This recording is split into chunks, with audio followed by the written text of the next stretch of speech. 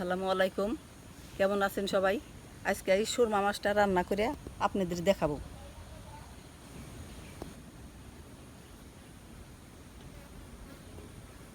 এখন আমরা এই মাছটা কাটে নিব।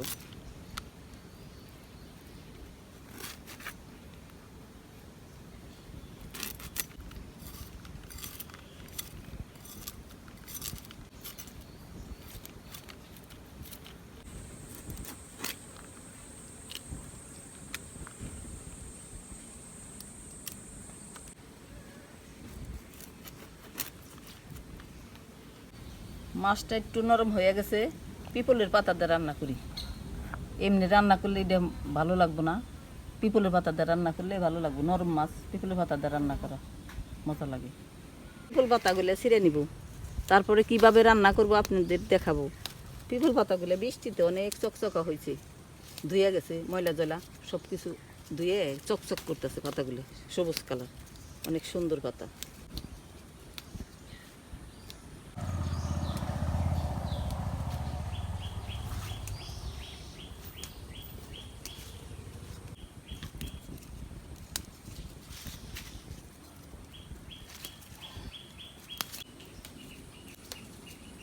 দেখেন, এক ছোট্ট ডালের মধ্যে কত সুন্দর একটা পেয়ারা ধরে রয়েছে। পেয়ারাটা পাইকে রয়েছে, কত সুন্দর কালার হয়েছে, সাদা কালার। এখন এই পেয়ারাটা ছিঁড়ে নিয়ে যাই। পাখিতে সব কিছু খায় ফেলাইতেছে, আমরা তো পাই না। গাছের ভিতরে অনেক পেয়ারা ধরছে, পাড়ার লোক নাই। পাতাগুলো সুন্দর করে দিয়ে নিলাম, এখন রান্না করে দেখাবো আপনাদের।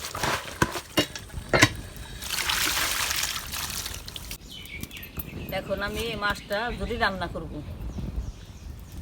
ঝুরি রান্না করে আপনাদের দেখাবো। এই যে তেল দিলাম,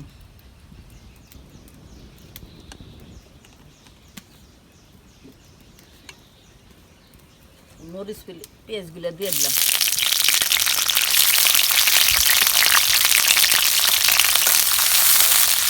এই আদা রসুন বাটা দিয়ে দিলাম,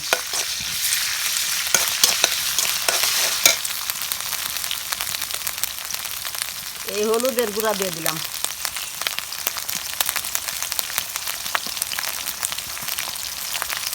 পেঁয়াজের গুঁড়া দিলাম,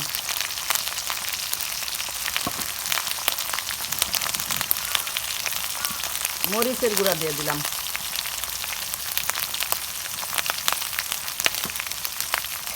এখন নাড়াচাড়া দিয়ে একটু পানি দিয়ে দিব, একটু পানি দিয়ে দিলাম।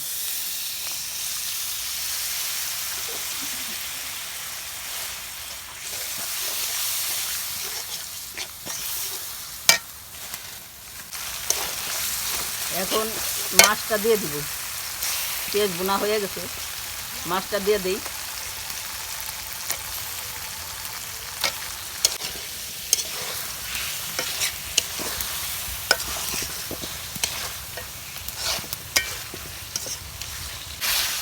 মাছটা একটু কষাই নিব, নিয়ে পাতাগুলো মিলাই দিব।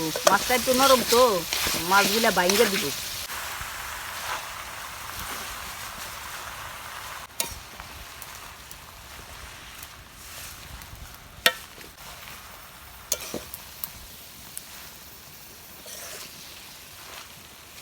মাছগুলো এই শাকের সাথে মিলিয়ে নিব। এই আমাদের দেশে এইগুলো ঝুরি কয়। মাছ নরম হয়ে গেলে এই পাতা দিয়ে রান্না করি, ঝুরি কয় সবাই। ঝুরি রান্না করতে, ঝুরিতে হয়ে গেছে। এখন একটু জিরার ফাঁকি দিব, দিয়ে নামাই নিব। আপনারাও এইভাবে রান্না করবেন, রান্না করে খাইয়া দেখবেন কি মজা।